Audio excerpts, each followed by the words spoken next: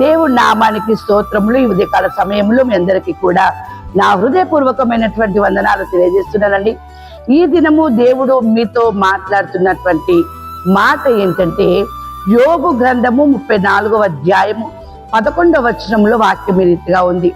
నరుల క్రియలకు తగినట్టుగా ఫలము ఆయన వారికి ఇచ్చును, అందరికీ వారి వారి మార్గములను బట్టి వారికి ఫలమిచ్చును. ఎంత చక్కని మాట అండి. నీ క్రియలకు తగ్గ ఫలము దేవుడు నీకు ఇస్తాడు, నువ్వు పొందుకుంటావు.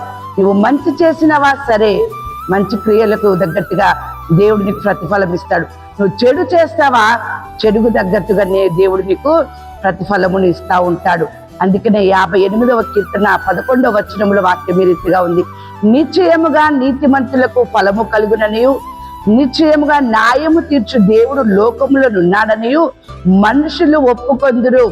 ఏ మనుషుడైతే నిన్ను చూసి అసహించుకుంటూ అవమానకరంగా నిన్ను పరుస్తూ అవమానకరమైన మాటలు నీతో మాట్లాడుతూ ఉన్నాడో, నీ యందు న్యాయము చేసేటటువంటి దేవుడు, న్యాయమైనటువంటి తీర్పులు తీర్చే దేవుడు ఉన్నాడు అని చెప్పేసని వారి నోట నుండి వారు ఒప్పుకుందురట. ఏ నోరైతే నిన్ను బలహీనపరుస్తుందో, ఏ నోరైతే వారి యొక్క మాటల చేత నిన్ను నొప్పింపజేస్తుందో, ఏ నోరైతే నిన్ను నాశనం కోరుకుంటుందో, అదే నోరు నీ గురించి నీ దేవుడు నీ పక్షమున ఉన్నాడు అని చెప్పేసి అని ఒప్పుకుంటారట దేవుని బిడ్డలారా. అంతేకాదు వాక్యం సెలవిస్తా ఉంది ఇక్కడ కొరింథీయులకు రాసిన 2వ పత్రిక 5వ అధ్యాయము 10వ వచనములో, ఎందుకనగా తాను జరిగించిన క్రియల చొప్పున అవి మంచివైనను సరే చెడ్డవైనను సరే దేహముతో జరిగించిన వాటి ఫలమును ప్రతి వారును పొందినట్లు మనమందరమును క్రీస్తు న్యాయపీఠము ఎదుట ప్రత్యక్షము కావలేను. మంచి చేసినా సరే చెడ్డ చేసినా సరే క్రీస్తు న్యాయపీఠము ఎదుట మాత్రం ఖచ్చితంగా మనము నిలబడాల్సిందే. దేవుడు ఖచ్చితంగా న్యాయమైన తీర్పును తీరుస్తాడు. దేవుని బిడ్డలారా, న్యాయమైన తీర్పులో నువ్వు నీతి చేస్తావా, నీతి ఫలమును అనుభవిస్తావని చెప్పి దేవుని వాక్యం సెలవిస్తా ఉంది. అంతేకాదు మత్తయి సువార్త 3వ అధ్యాయం 9వ వచనములో, ఇప్పుడే గొడ్డలి చెట్ల వేరున ఉంచబడి ఉన్నది గనక మంచి ఫలము ఫలింపడి ప్రతి చెట్టును నరకబడి అగ్నిలో వేయబడును. ఇప్పుడే గొడ్డలి చెట్ల వేరున ఉంచబడి ఉన్నది కనుక మంచి ఫలము ఫలించండి. ఒకవేళ మంచి ఫలము ఫలించలేనటువంటి స్థితిలో నీవు ఉన్నావేమో, న్యాయమైన తీర్పు తీరుస్తున్నాడు.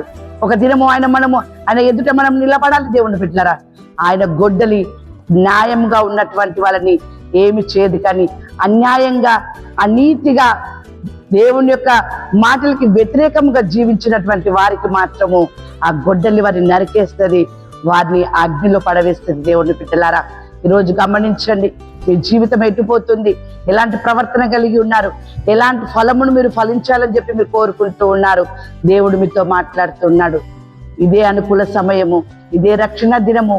మారు మనసు మీరు పొందినట్లయితే దేవుని గొడ్డలి మీ ఆయుష్ దగ్గర ఉండదు. దేవుని బిడ్డలారా, దేవుని వాక్యం సెలవిస్తా ఉంది కదా, లూకా సువార్త 6వ అధ్యాయము 35వ వచనములో, మీ శత్రువులను ప్రేమించుడి, మేలు చేయడి, అప్పుడు మీ ఫలము గొప్పదయుండును, మీరు సర్వోన్నతుడి కుమారులై ఉందురు అని చెప్పేసాను. అవును దేవుని బిడ్డలారా, మీరు మేలు చేసిన వారిగా ఉన్నట్లయితే, మీ శత్రువులను మీరు ప్రేమించిన వారిగా మీరు ఉన్నట్లయితే మీరు సర్వోన్నతుని కుమారులుగా కుమార్తెలుగా ఉంటారు.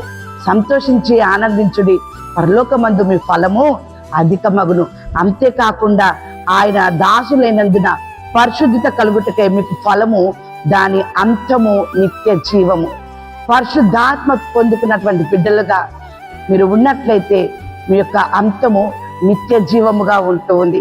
అలా కాకుండా అనీతిమంతులుగా చెడ్డవారిగా మీరు చెడ్డ క్రియలు చేసేవారిగా ఉన్నారనుకో, మీ అంతము అగ్నిగుండములోనే వేయబడుతుంది.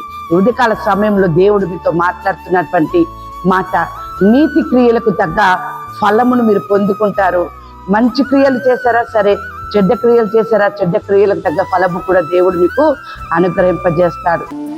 మొదటి కీర్తన 3వ వచనములో, అతడు నీతి కాలవల యోరు నాటబడినదై ఆకు వాడక తన కాలమందు ఫలమిచ్చు చెట్టు వలె నుండును, అతడు చేయనదంతే కూడా సఫలమగును. నీతిమంతుడు చేసేటటువంటి ప్రతి కష్టము కావచ్చు, ప్రార్థన కావచ్చు, మరి ఏదైనా సరే దేవుడు అతనికి తోడైండి అట్టి పనిని సఫలం చేస్తూ అతన్ని తన కుటుంబాన్ని కూడా ఆశీర్వదించును గాక. ఆమేన్.